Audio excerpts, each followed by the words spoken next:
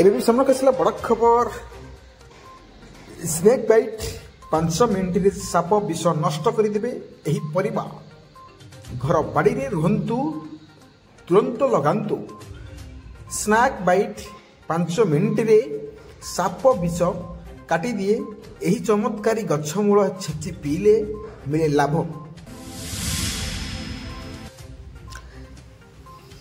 ଚୁଟକିରେ ସାପ ବିଷ ଛାଡ଼ିଦିଏ ଏହି ପରିବା ଗଛ। 5 ମିନିଟରେ ସାପ ବିଷ କାଟିଦିଏ ଏହି ଚମତ୍କାରିକା ଗଛ ମୂଳ ଛେଚି ପିଇଲେ ଲାଭଦାୟକ ହୁଏ। ଏହି ଜିନିଷକୁ ସାପଙ୍କ ପ୍ରବଳ ଭୟ। ଦେଖିଲେ ପାଖ ମାଡ଼ିବେନି ସାପ। ଆପଣଙ୍କୁ ନିଶ୍ଚୟ ଅନେକ ଥର ଶୁଣିଥିବେ ଯେ ବର୍ଷା ଦିନରେ ଘରେ ସାପ ପ୍ରବେଶ କରିବାର ଆଶଙ୍କା ରହିଥାଏ। ଗାଁ ହେଉଛି କି ସହର ହେଉ, ସାପ ଦେଖିଲେ ସମସ୍ତେ ଭୟଭୀତ ହେବା ସ୍ୱାଭାବିକ। ଏହି ଦିନମାନଙ୍କ ସାପ କାମୁଡ଼ିବା ମାମଲା ମଧ୍ୟ ବଢ଼ିଥାଏ। ଏପରି ପରିସ୍ଥିତିରେ ଆପଣ ଯଦି ସାପ କାମୁଡ଼େ ତେବେ ତୁରନ୍ତ ଏହି ଉଦ୍ଭିଦ ସାହାଯ୍ୟ ନିଅନ୍ତୁ। ଆୟୁର୍ବେଦ ଅନୁଯାୟୀ ଉଦ୍ଭିଦକୁ ଠିକ୍ ସମୟରେ ବ୍ୟବହାର କରି ଜଣେ ବ୍ୟକ୍ତି 5 ମିନିଟ୍ ମଧ୍ୟରେ ସାପ ବିଷ ରକ୍ଷା କରିପାରିବ।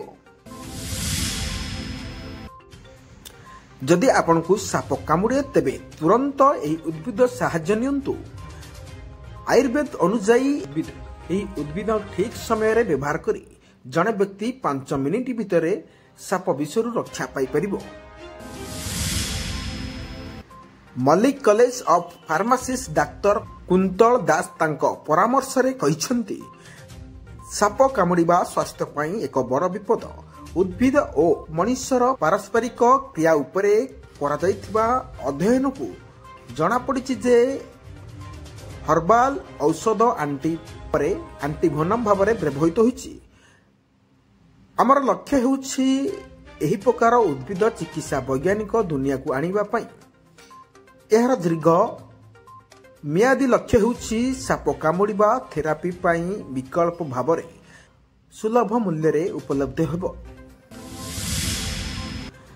ଯଦି ଯାଦୁକାରୀ ଉଦ୍ଭିଦ ନାମ ଶୁଣି ଆପଣ ଆଶ୍ଚର୍ଯ୍ୟ ହୋଇଯିବେ।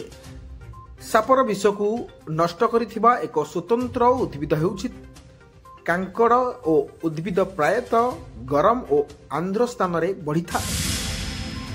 ଜଙ୍ଗଲରେ ମଧ୍ୟ ଦେଖିବାକୁ ମିଳେ। ଲୋକମାନେ ଏହି ପରିବାକୁ ତରକାରୀ ତିଆରି ଲାଗି ଖାଆନ୍ତି, ଯାହା ସ୍ୱାଦର ଅତ୍ୟନ୍ତ ସ୍ୱାଦିଷ୍ଟ। କିନ୍ତୁ ବହୁତ କମ୍ ଲୋକ ଜାଣନ୍ତି ଯେ ଏହି ଉଦ୍ଭିଦ ଅନେକ ଔଷଧୀୟ ଗୁଣ ମଧ୍ୟ ରହିଛି। କାଙ୍କଡ଼ ସବୁଠାରୁ ଶକ୍ତିଶାଳୀ ଶୁଦ୍ଧ ପରିବା ଭାବରେ ବିବେଚନା କରାଯାଇଛି। ଆସନ୍ତୁ ଜାଣିବା କାଙ୍କଡ଼ ମୂଳ ସାହାଯ୍ୟରେ ସାପର ବିଷକୁ କିପରି ବାହାର କରାଯାଏ। କୁହାଯାଏ ଯେ ଏହି ଉଦ୍ଭିଦରେ ସମସ୍ତ ପ୍ରକାର ବିଷ ବାହାର କରିବା କ୍ଷମତା ଅଛି। ଏହାର ବ୍ୟବହାର ପରେ ପ୍ରତ୍ୟେକ ବିଷାକ୍ତ ସାପର ବିଷ କିଛି ମିନିଟ୍ ମଧ୍ୟରେ ଅଦୃଶ୍ୟ ହୋଇଯାଏ।